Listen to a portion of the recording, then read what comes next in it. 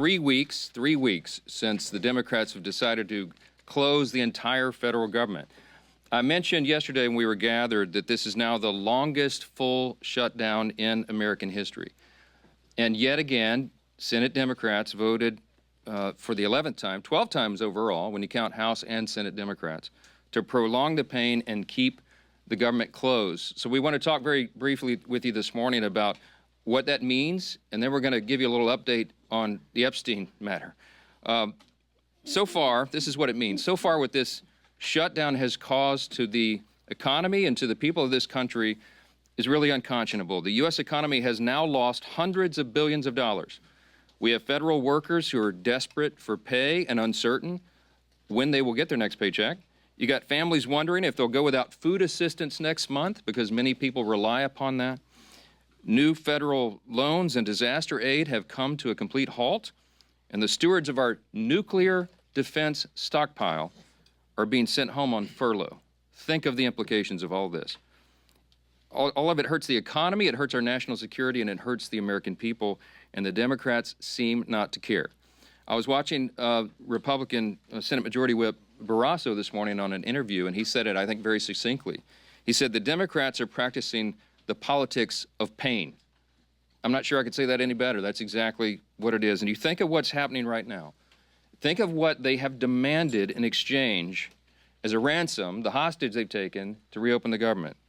They're demanding taxpayer-funded health benefits be restored to illegal aliens. They're demanding that we spend billions of dollars overseas for ridiculous programs that the American people do not support.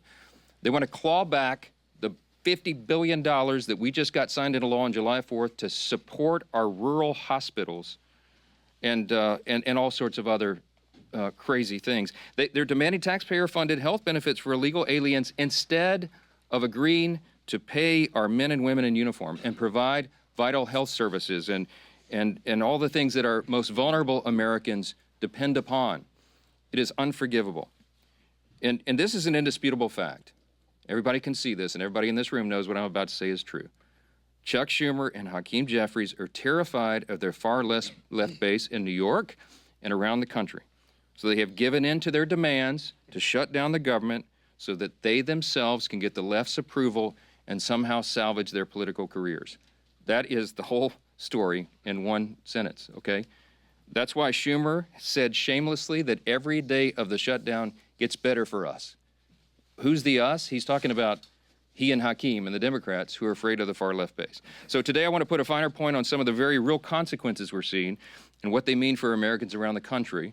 And I'll zoom in on some of these key Democrat states where the senators continue to dig their heels in and vote against opening the government. Yesterday from NBC News, here's the headline: air traffic control staffing issues cause flight delays across the country. The Secretary of Transportation said 53% of flight delays are now due to staffing issues, and usually that number is 5%.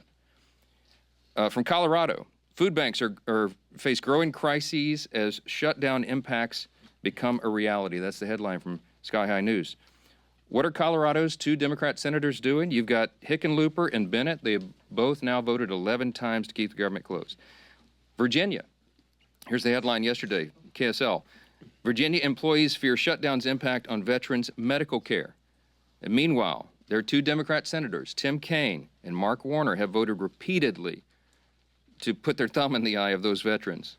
And they won't end this pain. From Hawaii, Hawaii News Now says, headline, government shutdown impacts telehealth for seniors in Hawaii. Seniors in Hawaii rely upon telehealth. Guess who's shutting it down? Their two Democrat senators, Brian Schatz and Mazie Hirono, voted again and again to keep the government closed and disrupt the health services for seniors in their own state. They've got a lot to answer to. From California, here's a headline, ABC 7 News.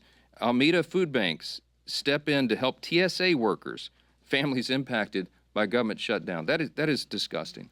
And both of California's senators, Padilla and Schiff, have voted 11 times to block the pay of those TSA agents and their families, the paychecks they rely upon. From Illinois, WIFR, yesterday, federal courts in northern Illinois reduce operations due to government shutdown.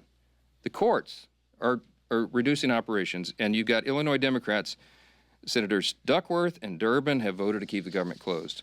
We could do this all day long.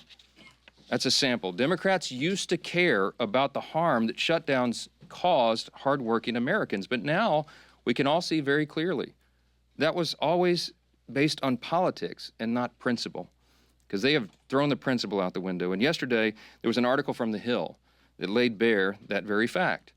A Democrat senator was speaking anonymously and admitted, quote, people are going to get hammered if they vote for the House passed bill to reopen the government. The clean, nonpartisan CR, they're going to get hammered. Another insider said in that same story, quote, we would have enough votes to reopen the government if people were not terrified of getting the guillotine, okay? They mean it metaphorically, but in a political sense, that's exactly what they're concerned about. And think about the fact that we're just laying out here. These are simple facts. We come out here every morning and remind the American people of what's going on. Do not let them distract you from the facts. The American people would have an open government if Democrats were not terrified of their radical base. That is the headline. Every single one of you should write that.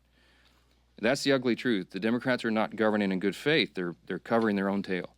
They're out here decrying the so-called forthcoming health care crisis, they say. It's the one that they themselves created. The Democrats created Obamacare. They're the ones that created a subsidy with an expiration date. They're the ones that did all of this.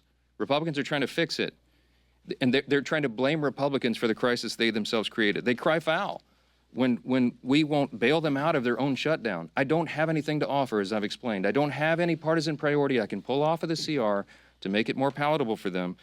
There's nothing to negotiate. They just have to do what they've always done in the past, that they did 13 times during the Biden administration, and they did as recently as March of this year, to open the government so that people can get their services and their paychecks.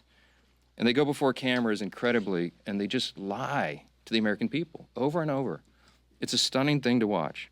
It's time to stop the political games. The Democrats have got to stop this so that we can get back to the work here. For the sake of the American people, I hope they do. I hope Democrats finally come to their senses soon and the pain will end so we can reopen the government and get back to the hard work here.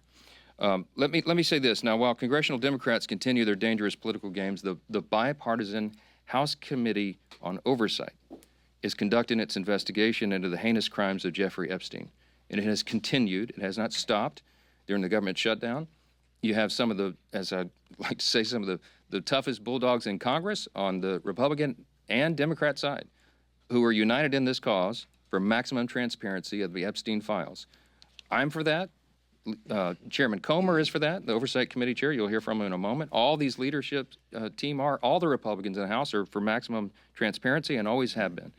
My good friend, Chairman James Comer, is going to give you an update on that shortly, but I just want to make a couple of key points very clearly before I bring him up here.